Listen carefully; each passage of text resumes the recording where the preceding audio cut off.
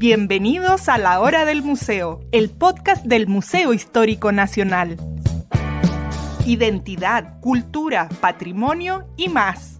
Soy Rocío Muñoz y te invito a un encuentro diario con la historia y sus protagonistas.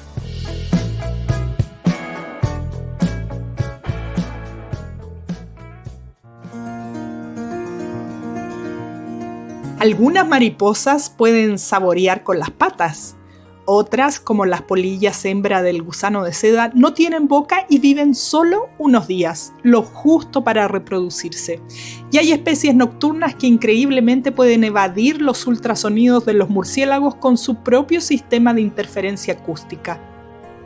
Lejos de ser simples adornos alados del jardín, mariposas y polillas protagonizan una historia fascinante de adaptación, color, camuflaje y evolución.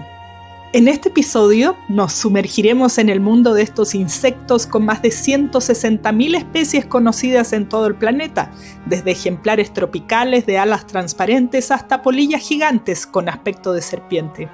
Hablamos de sus increíbles estrategias de defensa, sus vínculos con las plantas y su importancia ecológica como polinizadores y bioindicadores. Todo esto a propósito de la exposición Mariposas y Polillas del Museo Nacional de Historia Natural, una muestra que revela la asombrosa diversidad y belleza de estos insectos. Todo esto a propósito de la exposición Mariposas y Polillas del Museo Nacional de Historia Natural, una muestra que se podrá visitar hasta fines de agosto y que revela la asombrosa diversidad y belleza de estos insectos. Nuestro invitado es Francisco Urra, curador del área de entomología del museo, que nos guía por esta exposición y nos cuenta por qué son mucho más que criaturas bonitas. Bienvenido, Francisco, gracias por aceptar esta invitación desde el Museo Histórico Nacional. Queremos conocer lo que está ocurriendo estos días ahí en nuestro museo hermano, en el Museo de Historia Natural, porque sabemos que está ahí una exposición increíble que se trata de las mariposas y polillas o de polillas y mariposas, que es todo un mundo que a veces aquí desde Chile es un poquito ajeno porque no tenemos tanta, o a lo mejor tú vas a desmitificar esta idea que yo tengo. Así que un placer y gracias por compartir con nosotros. Hola, buen día. Comentarte de que esta exposición nace, lo curioso es que nace de una iniciativa de un amigo nuestro, del doctor Guillermo Guevara, que él en sus viajes a Estados Unidos visitó varios museos con exposiciones de mariposas. Entonces, en el 2022 se nos acerca con esta idea de recrear una exposición de mariposas exóticas en el Museo de Historia Natural. Entonces, nosotros nos encontrábamos trabajando en otra exposición, que era para la celebración del centenario de la Sociedad Chilena de Entomología. Entonces, una vez finalizada esa exposición, nos pusimos a trabajar con el doctor Guevara. Entonces, él nos ofreció pasarnos ejemplares de mariposas y polillas exóticas para que fuesen exhibidos en el museo. Y ojalá de manera permanente. Así que durante todo el año 2023 y 2024 estuvimos preparando la exhibición. Doctor Guevara se preocupó de conseguir los ejemplares que gustosamente nos donó, y así logramos armar una exposición que cuenta con casi 1.000 ejemplares de mariposas y polillas. ¡Wow! La mayoría de ellos son exóticos y son los que nos proveyó Guillermo, pero también hay una parte de ejemplares que provienen de nuestra propia colección de lepidópteros exóticos y también una parte de lepidópteros nacionales. Así que también pueden encontrar ahí mariposas y polillas de Chile. Eso es a grandes rasgos. Todo el universo de mariposas y polillas. Francisco, tú eres curador del área de entomología. ¿Qué hace un entomólogo o a qué se dedica esta disciplina? Partamos por lo más básico. Bueno, la entomología es la ciencia que estudia los insectos. Es parte de la zoología, ¿cierto? De la ciencia que estudia los animales, pero nosotros nos dedicamos a estudiar insectos y organismos relacionados con los insectos. Bueno, en el caso particular yo me dedico a los microlepidópteros, es decir, polillas pequeñas o primitivas. aunque también puedo incursionar en otros grupos de lepidópteros como mariposas y macrolepidópteros o polillas más grandes. Me cuesta hasta Claro, pronunciarla. cuesta un poco pronunciarlo porque es muy larga la palabra. Bueno, y como misión tenemos nosotros de conocer el patrimonio natural de nuestro país en términos de diversidad de especies de insectos, ¿cierto? Y cómo se distribuyen en el territorio nacional. Esa es como nuestra principal misión. Y que esta diversidad quede representada en el Museo Nacional de Historia Natural. Eso a grandes rasgos nuestra tarea acá en el museo. Francisco, ¿y un entomólogo es veterinario? ¿De qué disciplina uno podría optar a dedicarse a la entomología? Bueno, entomólogo, en realidad existen muchos entomólogos aficionados, Claro. autodidactas, que han hecho un valioso aporte a la entomología nacional. Gran parte de nuestras colecciones han sido donadas por entomólogos autodidactas. Generalmente un entomólogo está relacionado con las ciencias biológicas. Puede ser un veterinario, ¿no? Puede ser un ingeniero en recursos naturales. En mi caso, yo soy ingeniero agrónomo de profesión. Pero desde niño tuve esta inquietud por los insectos, así que era de esos que tenía 6 años y andaba recolectando insectos en cajitas de fósforo, en frasquitos, y así comencé a reunirlo y a estudiarlo. Ya después lo hice más formal en la universidad cuando tuve cursos formales de entomología. Qué hermoso este mundo, que a veces simplemente, es terrible lo que voy a decir, pero aplastamos. Vemos una polilla, inmediatamente salimos a desaparecerla, yo creo. Pero ya quiero que nos cuentes por qué son tan importantes.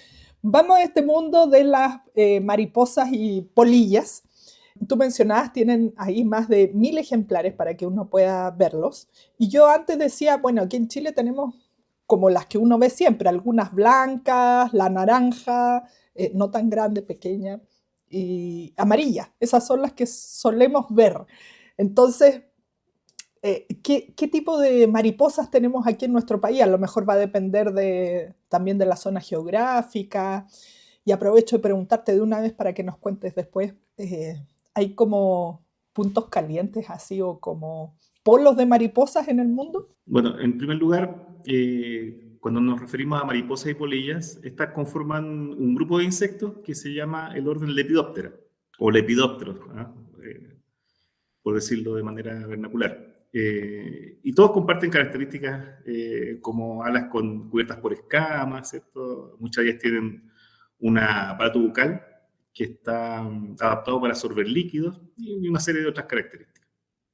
Ahora, en el mundo se conocen casi 160.000 especies de lepidópteros. O sea, es el tercer grupo de insectos, el tercer grupo de insectos más diverso después de los coleópteros, que son los escarabajos, y los dípteros, las moscas. y en nuestro país tenemos alrededor de 1.600 especies conocidas de este grupo. Si bien no contamos con una gran diversidad de lepidópteros, o sea, de mariposas y polillas, sí podemos decir que este grupo en nuestro país tiene un alto nivel de endemismo. O sea, las especies que encontramos acá son propias de esta zona y no las encontramos en ningún otro lugar del mundo. En términos generales, dentro del orden Lepidoptera en Chile, al menos el 50% de las especies conocidas son endémicas, o sea, son propias de nuestro territorio. Y si nos referimos a los microlepidópteros, a estos lepidópteros más primitivos, cerca del 75% son endémicas. Y como tú mencionabas, acá en Chile sí tenemos hotspot de biodiversidad, o puntos calientes de biodiversidad, que es la zona centro-sur, porque es una zona que está gravemente amenazada por la actividad del ser humano y contiene numerosas especies endémicas de la zona. Así como antes que sigamos la conversación, perdón que te interrumpa, ¿cómo se ven esas especies endémicas como para que quienes nos escuchan se hagan inmediatamente una idea y pueden decir, ah, sí la he visto o de niño la vi? Bueno, hay algunas especies endémicas que son reconocibles. Hay una mariposa colorada, que es la Vanessa tercicore, que es pariente de la que uno comúnmente ve en la tarde, que es la Vanessa carie. Esa mariposa es endémica de nuestro país, de la zona central de nuestro país. Y que es común verlas cuando cuando las personas se dirigen de paseo, por ejemplo, a la cordillera. Lugares donde hay humedad, por ejemplo, es bastante común observarla. Otro lepidóptero endémico sería la mariposa del chagual. ¿Cuál es esa? La mariposa del chagual, o Casnia eudesmia, en realidad es una polilla, pero que parece mariposa porque es muy colorida y vuela de día, pero en estricto rigor es una polilla. Pero ¿será eso que es como más grande, pero que tiene como un circulito de color? Es tono color polilla, o sea, color polilla, pero perdón la descripción tan desde fuera que puede hacer, que tiene en un extremo de las alas un círculo de color. Sí, la primer par de alas es un color bastante marrón o gris, y el segundo par de alas tiene en realidad muchos colores, o sea, pasando desde el rojo, el verde, hasta el azul iridiscente. Y es típica verla en la costa, en la zona donde hay matorrales de chagual o puya, que son sus plantas hospederas. Pero la gran mayoría de los lepidópteros, a excepción de las mariposas, son desconocidos. Para el común de la gente es difícil observar. Porque hay otro tema, que el número de especies de mariposas en Chile bordea las 200, que son las mariposas típicas que uno puede ver durante el día. Así que el resto de las especies, o sea, más de 1400, corresponden a polillas. Generalmente son nocturnas, así que es más difícil poder observarlas para el común de las personas. Aprovecho de preguntarte, ¿por qué las polillas aparecen en la noche? Cuando uno se va a acostar, sobre todo en ciertas épocas, y ahí te pregunto cuál es la época, hay que empezar a espantar las polillas que entran a la habitación. Hay varios temas, en realidad, en tu pregunta. En general, los lepidópteros, en su mayoría, son nocturnos. Las polillas son nocturnas. Y esto obedece a un tema evolutivo. Los ancestros de los lepidópteros, todos de hábitos crepusculares o nocturnos. Y es básicamente para evadir depredadores. Con el tiempo diversificaron y un pequeño grupo de lepidópteros se hizo diurno y se convirtió en lo que hoy conocemos las mariposas, que son de colores mucho más llamativos y de mayor tamaño. Respecto a las polillas que se meten a nuestras casas, muchas veces la gente teme por la ropa. Sí. Tiene asociado que la polilla se come la ropa. Sí. En realidad hay unas pocas especies que se alimentan de fibras.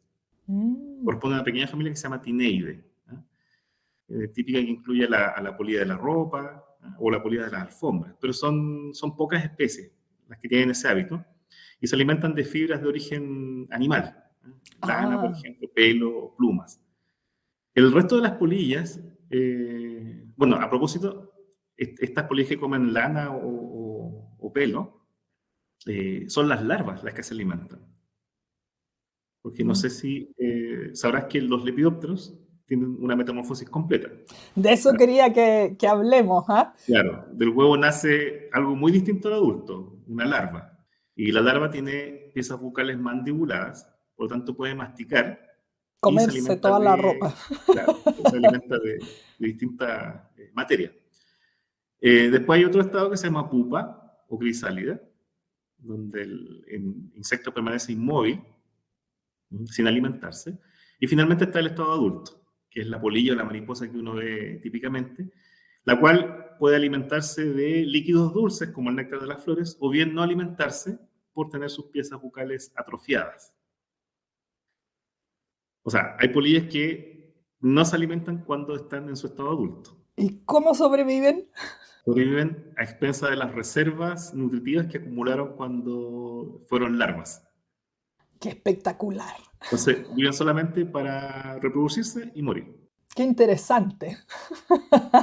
Bueno, y como te dije, los adultos no mastican, y muchos de ellos se alimentan de líquidos dulces como el néctar, y por lo tanto las polillas que entran a nuestras casas vienen atraídas por la luz, pero no van a causar ningún otro daño, salvo que sean un poco molestas o pueden caer a la comida o meterse entre medio de la ropa, pero no van a causar ningún otro daño. Así que ojo, no causan más daño y son pocas las que se comen ciertas fibras además. ¿Y qué pasa cuando uno de repente deja arroz o no sé, granos y también encuentra larvas? Yo he escuchado que son larvas de polillas, ¿verdad? ¿O nada que ver eso? Sí, también hay polillas que que infestan productos almacenados como granos o productos, ¿cierto?, derivados de la harina o del trigo, fideos incluso. Básicamente pueden venir contaminando los granos desde afuera, o bien pueden las pequeñas larvas romper los envases de plástico y meterse a los granos. Entonces ahí el arroz, los fideos se pueden infectar. Ese es el misterio que uno tiene y dice, ¿cómo diantres se metieron aquí? ¿Por dónde? Claro, ya las larvas cuando están crecidas buscan lugares protegidos para pupar, para hacer este cambio en su metamorfosis. Entonces por eso salen caminando en la cocina y uno las encuentra caminando en la alacena, en los muebles, pero son inofensivas. Y básicamente eso se puede combatir poniendo los alimentos en frascos herméticos, por ejemplo, frascos de vidrio, y haciendo periódicamente la despensa. Claro, claro. No dejar olvidado ahí. Cualquier resto le sirve a ella para alimentarse. ¿Tienen épocas de apareamiento, de que nazcan? Lo pregunto porque uno como que tiene esta idea de la primavera con las flores que están creciendo y que se llena de mariposas. No sé si es parte del imaginario colectivo o es realmente así. Bueno, muchas especies, su mayor actividad es durante la estación de primavera y verano, ¿no? Porque están las mejores condiciones de temperatura, hay alimento disponible, por lo tanto es más fácil encontrar pareja y para el desarrollo de las larvas, porque la temperatura es más favorable. Pero hay especies que distan un poco de esta regla y podemos encontrarlas volando en pleno invierno. Eso va a depender de la especie, como dicen los biólogos, siempre va a depender de la especie. Cada una tiene sus propios requerimientos. Pero eso sí, vamos a encontrar una mayor abundancia y diversidad de estos insectos hacia la primavera y el verano. Allá, o sea, sí es cierto, no es solo lo que nos han vendido, no sé, los cuentos. Claro, pero eso referido a los adultos, porque las larvas están comiendo, ¿cierto?, ocultas en algún lugar. Por ahí siempre están. Vámonos de lleno a las mariposas que siempre son tan maravillosas y atractivas. Yo te preguntaba, veo muchas de las imágenes y de lo que se está exhibiendo en las vitrinas ahí en el Museo de Historia Natural, que son mariposas increíbles, ¿no? Grandes, de muchos colores, que aquí a veces no hay de tantos colores. Volvamos al ciclo de la vida porque también lo tenemos muy ahí con esta canción famosa de la cuncuna amarilla o muy como algo de desarrollo personal, que hay que ser como las mariposas y que algún día uno va como a florecer como lo hacen las mariposas y salir en este insecto maravilloso. Entonces nos decía, tienen su tiempo en que son una larva, después son una pupa y de ahí surge una mariposa. ¿Qué ocurre en el momento en que es una pupa? Porque ¿cómo pasa de algo tan distinto a después salir una mariposa que es como otro insecto totalmente? Bueno, simplificando un poco el proceso porque intervienen muchos procesos, eventos, hormonas durante el desarrollo. Básicamente, en el estado de pupa, incluso previo a eso, desde que la larva pasa de larva a pupa, los cambios implican de que el insecto básicamente, por decirlo muy, muy simple, se licúa internamente. Entonces las células se reorganizan. Dentro del cuerpo de la larva, en cada parte del cuerpo hay grupos de células de tipo embrionario. Son células que pueden dar origen a otros órganos. Entonces cuando la larva va a pasar a la fase de pupa, estas células se reorganizan. Algunas migran, otras se quedan en el mismo lugar y empiezan a generar distintos órganos, en reemplazo de los órganos anteriores de la larva. Y es así como la larva pasa de larva a pupa. Y durante la pupa, esos cambios continúan. Entonces, las estructuras continúan desarrollándose. Básicamente eso, por decirlo en términos simples. Y de ahí nace esta mariposa increíble. Y de ahí, ¿cierto?, emerge la mariposa completamente formada. ¿De qué dependen los colores? Como decía, aquí tenemos colores más, no tanta variedad, en otros lugares, no sé, estoy pensando que he visto en Asia, bueno, ustedes mismos las que ponen ahí, en Ecuador, que es un santuario de mariposas, Colombia también. ¿En qué va el desarrollo de colores de una mariposa? Bueno, obedece a distintas... Hay que considerar que la coloración es una estrategia adaptativa, un tipo de adaptación. Entonces la coloración va a tener propósitos, por así decirlo, entre comillas, de comunicación. ¿cierto? Las especies pueden comunicarse entre sí mediante el color.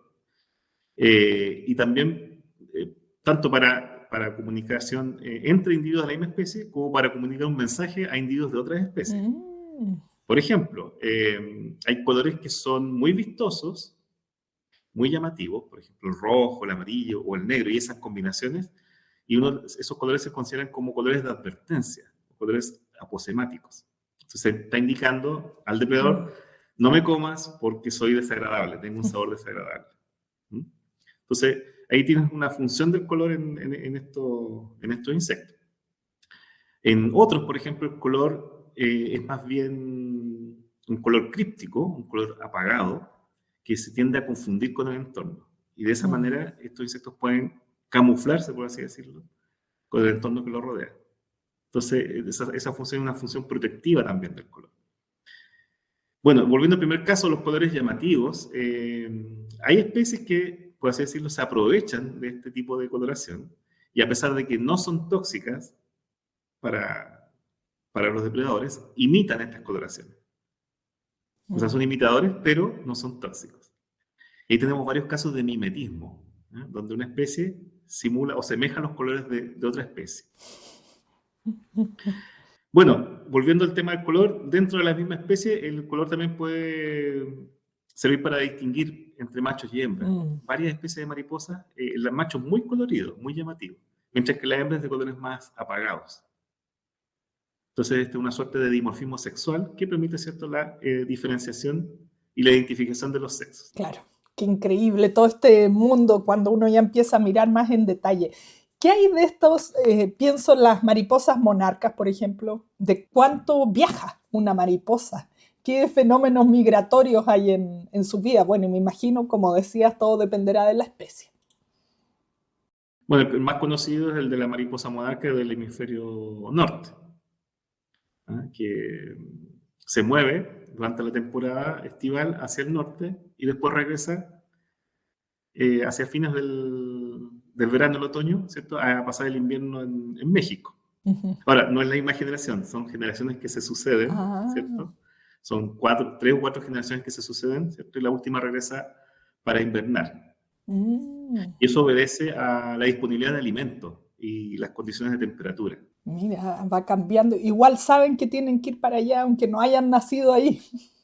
Claro, eso es una memoria genética. ¡Wow! Ese instinto que está, por así decirlo, grabado en los genes.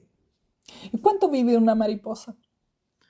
También va a depender de la especie, pero lo suficiente para encontrar pareja y reproducirse. Yeah.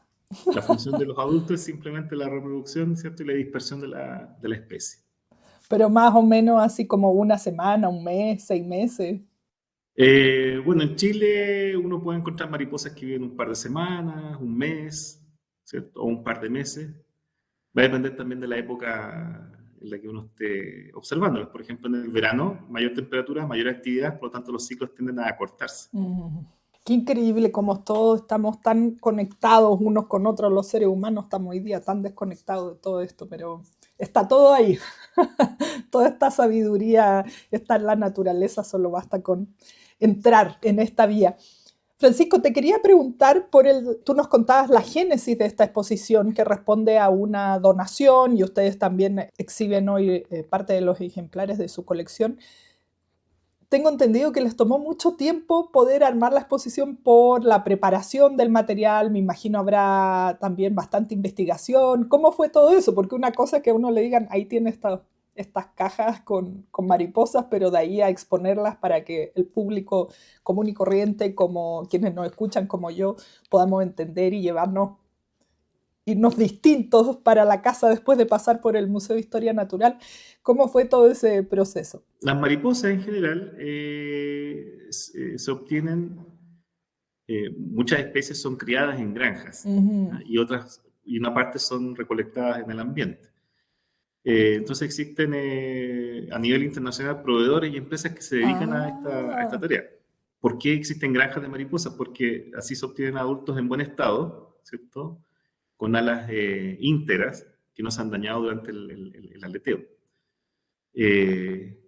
Bueno, Para la comercialización, estos individuos, una vez que ya han sido eutanasiados, por así decirlo, o sacrificados, se colocan en sobres de papel con las alas plegadas.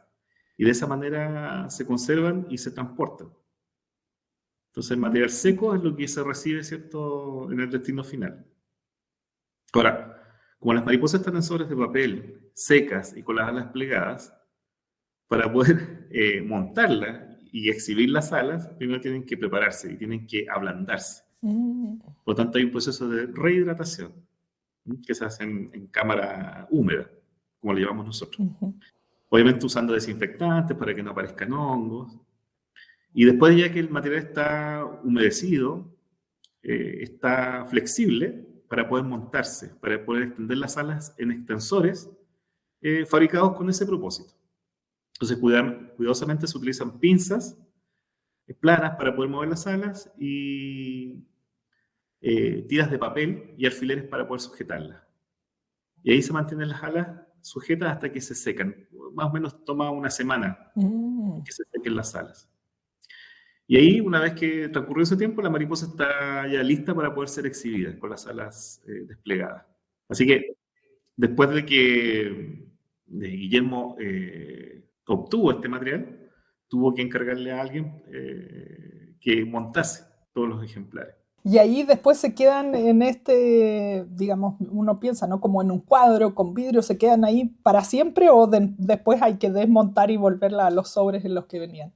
No, quedan bueno, olvidé mencionar que se pinchan con un alfiler en el cuerpo, porque de esa manera es más fácil manipularla y observarla. Claro. Entonces uno evita que el material se dañe. Bueno, una vez que ya está la mariposa seca con las alas extendidas, se guardan en cajas. Y es así como las recibimos acá, en cajas de cartón. Entonces, una vez que estuvieron acá las mariposas, nos dimos el trabajo de, primero, organizarlas, porque venían mezcladas, entonces había que organizarlas por familia, por subfamilia, por género, por especie. También nos dimos la tarea de actualizar sus nombres científicos. Muchas venían con un nombre comercial, ¿eh? Pero que muchas veces no corresponde al verdadero nombre de la especie. Entonces, preparamos una base de datos con los nombres, preparamos las etiquetas, y por todo eso lo etiquetamos y los dispusimos en cajas. Y cada una de las cajas que están dispuestas en la exhibición corresponden a cajas temáticas, por lo tanto hay todo un trabajo detrás tanto del contenido mismo de la caja, ¿cierto?, la temática que está tratando, como estético, que esté bien balanceado en términos, ¿cierto?, de coloración y de tamaño de los ejemplares. Es hermosa la exposición, y eso te iba a preguntar, ¿cómo se organiza? Así como si hiciéramos un recorrido para quienes todavía no van a ver y después de esta entrevista quieren ir a ver la exposición. ¿Cómo está organizado? No sé si por zona geográfica, por tema que tú decías, por alimentación, qué sé yo. Bueno, tratamos de que los distintos módulos fueran independientes. Puedes empezar la exhibición en cualquier parte de esta. Y están organizados por temas. Entonces, no están organizados por área geográfica porque la mayoría de los ejemplares o son del sudeste asiático o son de Perú. De Sudamérica. Entonces, no podíamos jugar mucho con el tema de la distribución geográfica. Hay algunos pocos también de África y unos muy poquitos de Europa. Así que no podríamos hacer una muestra biogeográfica. Y como te dije, están organizados por temas, entonces hay temas como, por ejemplo, el color de los lepidópteros, estrategias para la defensa frente a depredadores. También hay un panel dedicado a los lepidópteros gigantes, las especies más grandes, otros a las mariposas, las de pájaro, que son las más grandes y llamativas, y que están protegidas por la Convención CITES. Y hay dos vitrinas especialmente dedicadas al género Papilio, que es el género más diverso dentro de la familia Papilionidae. Entonces, vas a ver que en esa vitrina son todas las mariposas del género Papilio, pero son muy distintas las especies entre sí. Hay algunas que tienen colita, otras no tienen, unas muy vistosas, otras de coloraciones oscuras. Y hay otra vitrina dedicada a la familia Nymphalidae, que es la familia más diversa de mariposas que existe, que incluye a las mariposas ojos de búho, a las mariposas morfo, que son estos de colores metálicos, azul metálico. Y olvidé mencionar también que hay un panel dedicado a las polillas, ¿no? Las polillas grandes y vistosas, ¿no? Familias Saturni, Esfingides, por mencionar algunas. Y a eso se suma un panel dedicado a mariposas y polillas de Chile, que es el primero que enfrenta el público cuando sale de la exposición de Chile Biogeográfico. Y que es uno de los que más llama la atención, como hemos observado, el público se detiene a mirar especies chilenas. Claro, es que hoy día vemos tan poco, somos todos, o una gran mayoría, seres de departamento. Así que con esta exposición se nos da la oportunidad de apreciar todo eso que a lo mejor antes uno podía ver más a simple vista. Francisco, no nos queda mucho tiempo, pero me quedo con una duda que no hemos tenido oportunidad de hablar. Hace varios minutos atrás mencionabas que tenían escamas las mariposas y mencionabas pares de alas, y ahí yo me quedé como, ¿qué? ¿Cuántas alas puede tener una mariposa? ¿Cómo es esto de que tienen escamas? Cuéntanos cómo es la construcción de su estructura. Bueno, el plan corporal de los lepidópteros incluye 2 pares de alas, las meso y metatorácicas. O sea, las mariposas y polillas tienen en general 4 alas. Lo que pasa es que se mueven al unísono, por así decirlo, porque tienen distintos tipos de acoplamiento. Entonces, las alas de un lado y las del otro se mueven de manera simultánea. No hay un desfase como el de las libélulas, cuando uno observa cuando vuelan las libélulas. Entonces, da la apariencia que tuvieran solamente un par de alas, pero son en realidad 2 pares de alas. Y están cubiertas por una estructura que se conoce como escama, que corresponde a una seta o pelo modificado. Y en las escamas, que generalmente son de una estructura hueca, es donde se almacenan los pigmentos que le dan el color a muchas de las especies. Ahora, hay 2 tipos de coloraciones en los lepidópteros. Coloración pigmentaria o químico, que está dado por estas sustancias químicas que se acumulan en la escama, y hay otra coloración que es la estructural, donde la escama tiene una estructura cristalina y refracta la luz. Entonces el color que uno ve en realidad no es el color que tiene la escama, es un color, ¿cierto?, que está dado por la refracción de la luz. Y esa es la que le da los tonos iridiscentes a muchas de estas especies. Y que el color cambia si tú cambias el ángulo con el cual observas tú la mariposa. Qué maravilloso este mundo de las mariposas. Todos los seres vivos tienen un rol en nuestro ecosistema, pero ¿cuál sería el de las mariposas? Se ha hablado mucho estos últimos años de las abejas, que hay que cuidarlas, que no hay que matarlas porque es un rol fundamental. ¿Qué pudiéramos decir de polillas y mariposas respecto a esto? Bien, en cuanto a su importancia ecológica, mariposas adultas y su estado inmaduro, vale decir larvas y pupas, sirven de alimento a una gran diversidad de otros animales. Entonces forman parte importante de las cadenas tróficas, las cadenas alimenticias. Por otro lado, los adultos actúan como polinizadores. Muchos de estos visitan flores para alimentarse y por lo tanto pueden transportar polen de una flor a otra y así favorecer la reproducción de las plantas. Y muchas de especies también, las larvas se encargan de consumir materia orgánica en descomposición, por lo tanto también aportan al reciclaje de los nutrientes.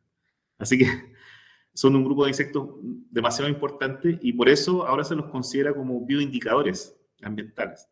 Vale decir que mientras más diverso es este grupo de insectos, o sea, mientras mayor sea la diversidad de mariposas y polillas que tú encuentras en un ambiente, ese ambiente se encuentra en un estado de salud más prístino, o mejor su estado de salud, por así decirlo. Gran indicador. Pucha, aquí uno a veces no ve mucho tiempo mariposas, algo nos está indicando que estamos con mucho cemento alrededor. ¿Quién se come las mariposas? ¿Quién se come a las mariposas? Sí, o a las polillas. Bueno, en estado de larva pueden servir de alimento a otros insectos. Entre ellos hay, por ejemplo, mántidos, escarabajos depredadores. Hay avispas también que capturan larvas. Y hay microavispas que se encargan de parasitar larvas. O sea, ponen sus huevos dentro de las larvas y después a las larvas se las comen internamente. Pero eso es como más tétrico. ¡Ah, wow! Y las mariposas adultas y y larvas también son la presa de algunas aves. Qué interesante este mundo de las mariposas y las polillas. Hay que ir a ver esa exposición para saber en carne propia de todas estas maravillas que nos has compartido hoy, Francisco, y sobre todo la próxima vez que veamos una polilla y una mariposa va a cambiar totalmente nuestra percepción después de todo esto que nos has enseñado. Estamos muy agradecidos de que nos hayas acompañado en este espacio. Ha sido un placer conversar contigo y gracias por compartir todos estos conocimientos. Gracias a ustedes por la invitación. Esto fue La Hora del Museo, un encuentro cotidiano con nuestra historia, el podcast del Museo Histórico Nacional.